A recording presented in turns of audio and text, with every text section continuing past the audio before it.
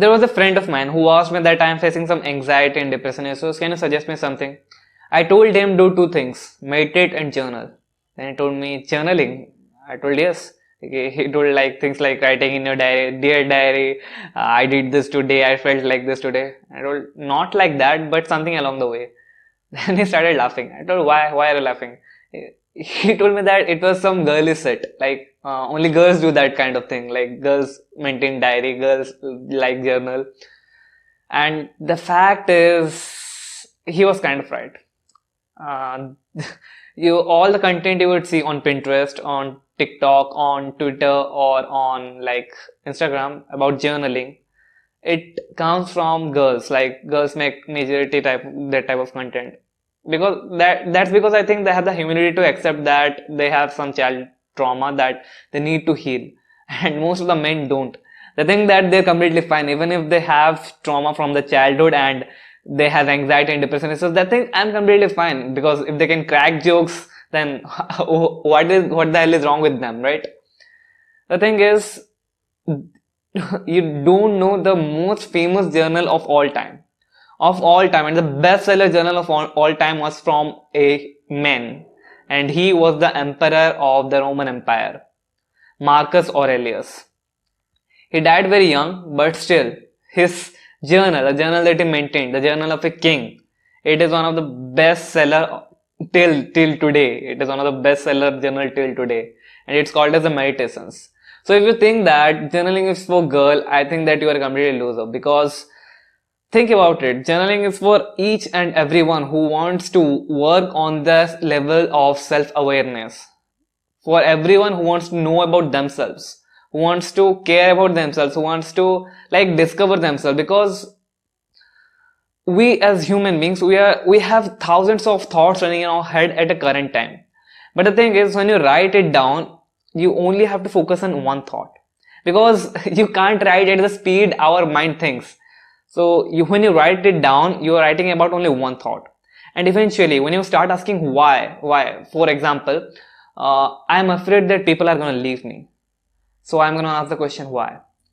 And why do I think that people are going to leave me? Because it has already happened with me that people left me. So if it has already happened with me in the past, does it guarantee that it is going to happen with me in the future? Maybe or maybe not. So why did people leave you in the past?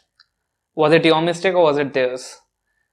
It was probably my mistake. I was childish, I was needy, and all of that's it. So why were you needy? Because I was afraid that people are gonna leave me. So I started clinging to them. And that comes a full round of circle, right? Like the question that you asked about the self-awareness, it gives you so many answers about yourself. You discover yourself, and it is not going to happen like that for the first time you're going to sit and you're going to journal and find out all the things that are true to yourself. You're not. But the thing is, eventually you're going to find out. As your maturity level increases, as you start journaling, you also start remembering some trauma events from your childhood. Like I still remember I didn't even remember that event. Like I was like journaling and I was thinking that why was I so insecure about my voice? Like I was a guy who is always who used to be insecure about his voice. So I used to journal and I asked myself why was I insecure about my voice, and that didn't remind me anything at that moment. But after a few days, I remembered an event that happened in my childhood where someone from my family told me I used to sing a lot. Kids sing a lot, right? So she told me that your voice is really trash. Don't sing, please.